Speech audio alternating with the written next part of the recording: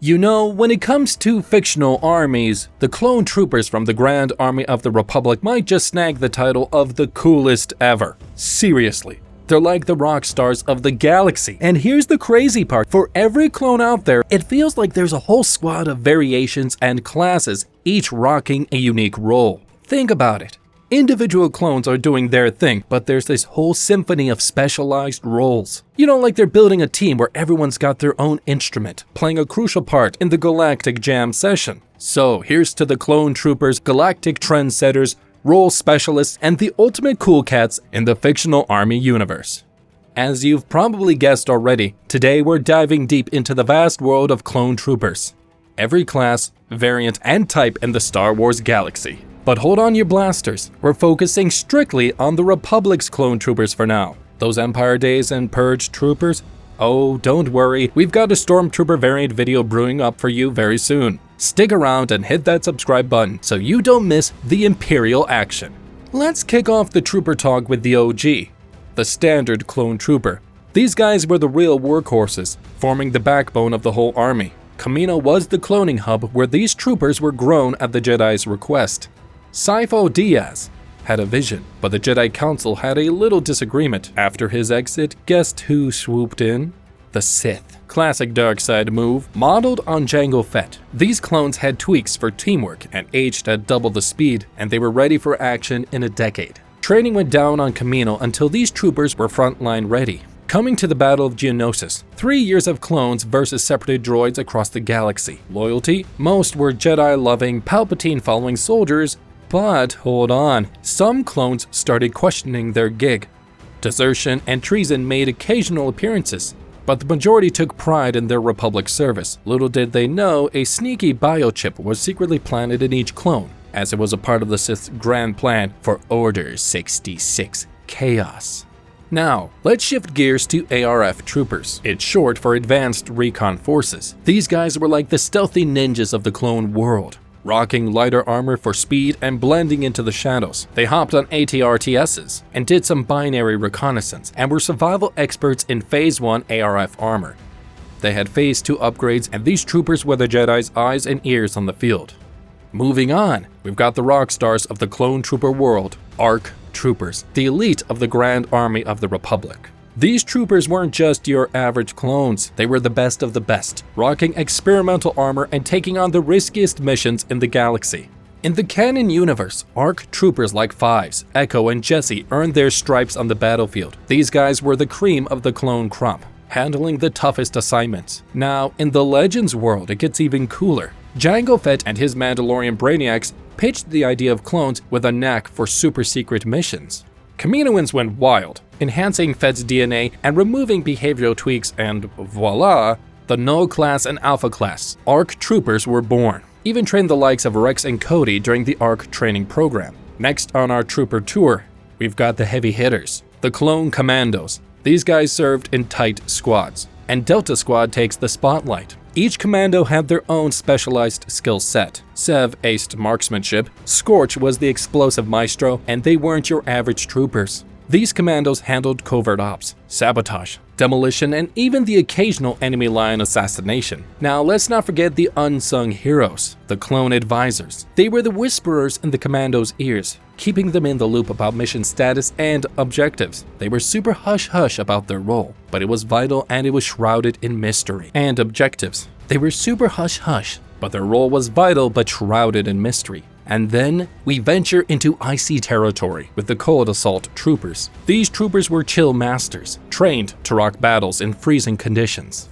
Remember their specialized armor, built for bone-chilling temperatures, perfect for missions in frosty wonderlands like Ordo Plutonia. We've also got the Bark troopers, or as I like to call them, the Biker Advanced Recon Commandos. Take Commander Neo, for instance. These guys were the speed demons tearing across tricky terrains and crazy battlegrounds on their trusty Bark speeders. Imagine it, modified helmets keeping their focus forward to dodge distractions at breakneck speeds. Safety first, even in the fast lane of war. Now let's parachute on into the action with the clone paratroopers, aka the airborne troopers. These bad boys were the airborne experts, sporting a Phase 2 clone armor remix, with a slick comm and a unique beehive helmet. Some even moonlighted as snipers, proving they were the jack of all trades in the clone world. Next up, we have another set of warriors, the Clone Galactic Marines, also known as the 21st Nova Corps or the 4th Sector Army. These troops, led by General Ki-Adi-Mundi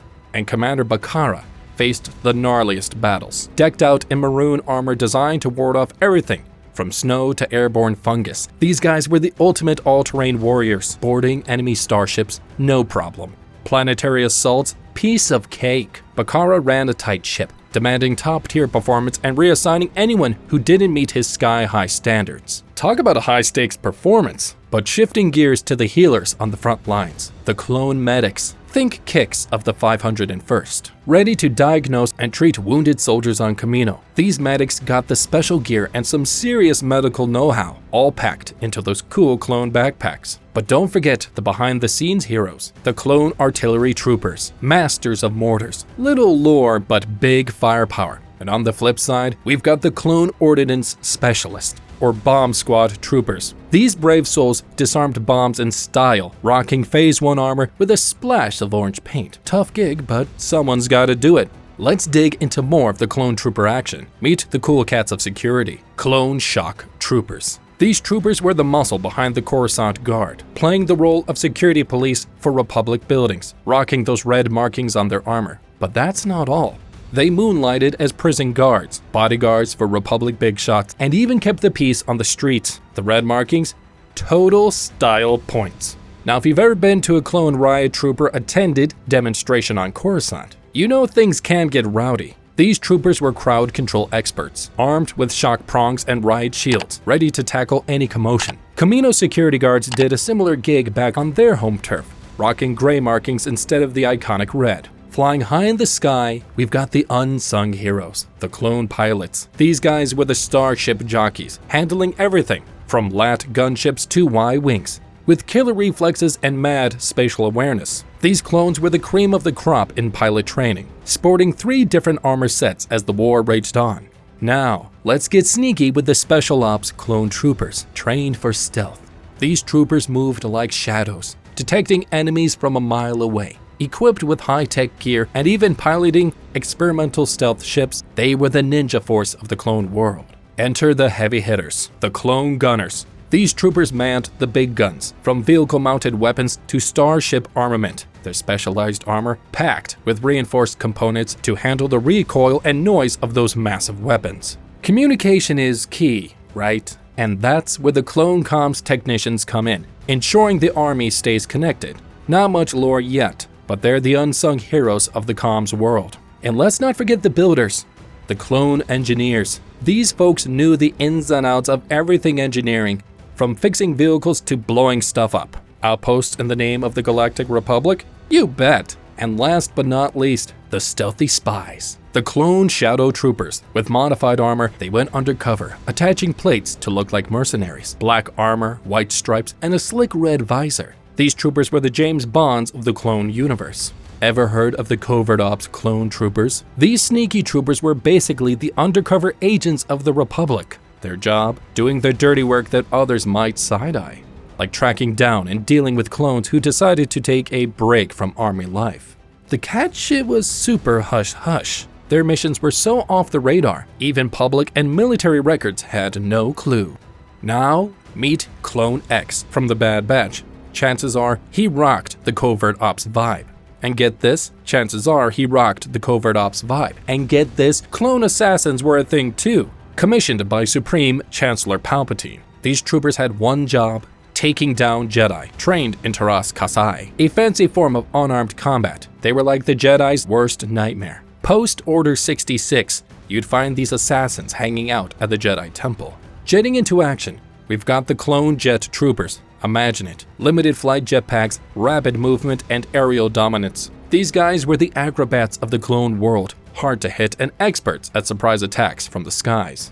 Now, if you needed someone to hit a bullseye from a mile away, that's where the clone sharpshooters came in, also known as specialists. These troopers got extra training in long-range marksmanship. They were the snipers, packing heavy artillery for anti-vehicle support. Now we get to zoom into speeder bike territory. We've got the clone lance troopers. These speed demons were all about speeder bike combat, and they even had melee weapons, rarely seen in action, but when they hit the battlefield, it was game on. Ready for deep sea adventure? Enter the clone scuba troopers, outfitted for aquatic combat. These troopers had scuba gear, breathing tubes, fins, the whole underwater package. Mon Cala's ocean depths were their playground. And for a fiery spectacle, we've got the clone flame troopers, masters of flamethrowers and incendiary weapons. These troopers had armor that could handle the heat. Sure, their Mark I armor had a smoke filtering hiccup, but they fixed that in no time. Next, we've got the blaze troopers, the hotshots of the battlefield. Their job? Blazing through enemy lines like fiery tornadoes, clearing out debris like it's their morning routine. Picture it. Their heavy jetpacks, dual-wrist flamethrowers, and armor so thick you could mistake them for walking tanks. These guys were the human bulldozers of the Grand Army. Now let's talk rebels. The anti-troopers, rebellious clone masters, were trying to reclaim Kamino from the Empire's grip. The Empire, not thrilled with this Kamino uprising, sent in the anti-troopers to squash the rebellion. Defective clones with genetic and physical quirks took the spotlight. Have you ever heard of the Bad Batch? Yes, those are the famous ones, the rebels with the cool mutations that made them stand out in the Clone Wars. But hold on, let's give a shout out to the unsung heroes, the flight crews, the medical officers, the naval officers, and the maintenance clones like our man 99. These guys were the backbone, doing their thing behind the scenes to keep the Grand Army rolling. There, you're all caught up now. If you like this video and you want to see similar interesting ones, then please do visit our channel. May the Force be with you.